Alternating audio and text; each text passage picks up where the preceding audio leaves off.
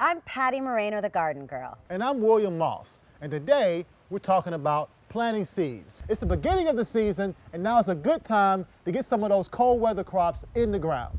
Yeah, we are going to be planting a variety of seeds in here, and we are going to start planting some lettuce, some European mesclun salad, some radishes, because we're going to be able to eat those radishes within the month, and also some oriental greens, some Asian greens here, and onions, because onions take a while, so you want to get those in early. They do, they do. Now the first thing you want to do is you want to get you a nice furrow going. We've cleared and cleaned the bed, so now it's time for us to make a little furrow for the seeds.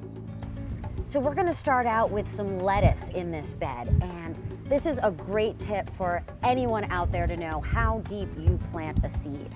These are a European mesclun mix of seeds, and to know how deep I plant them, what I'm going to do is I'm going to take 3 seeds and I'm going to line them up. And that is basically how deep I need to plant that particular seed. And it's just a great tip that you can use with any seed out there, so you don't have to memorize how deep each individual seed needs to be planted. So is our furrow done? Let me just take it all the way to the end down here, because we want to grow from end to end. There we go.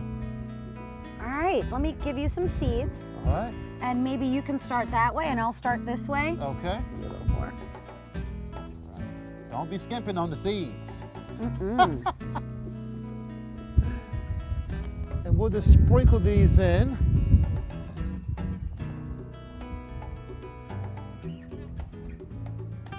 And I'm gonna give you some onions.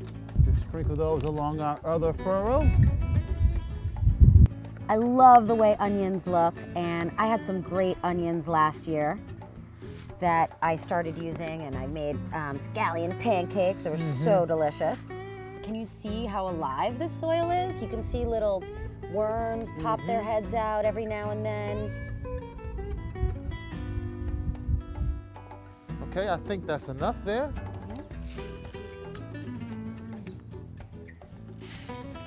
Nice. Now we're just going to cover our furrows up, but we got to be careful because, like you said, the seeds are small. We don't need a lot on top, only a little bit.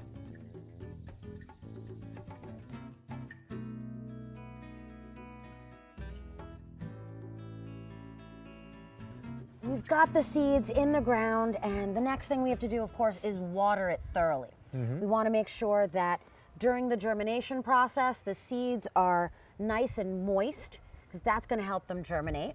They need that moisture. They're going to have that soil to seed contact.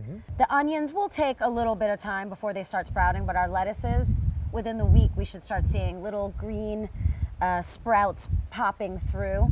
Exactly, and then that begins what's to me the hardest part of any seed sowing, which comes the thinning part.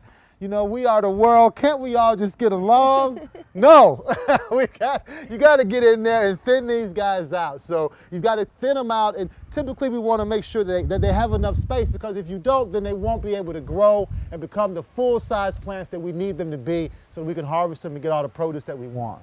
So for our lettuces, we want to space them out about 1 inch between each plant. And when we start thinning them out, you know, we can take that and put that in the compost bin. We don't want to let that go to waste.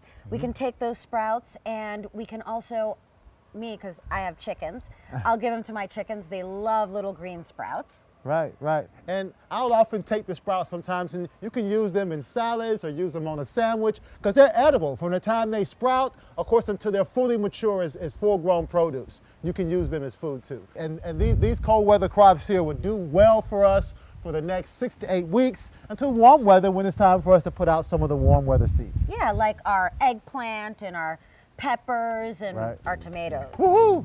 Love tomatoes. I'm Patti Moreno, the garden girl. And I'm William Moss. Thanks for watching.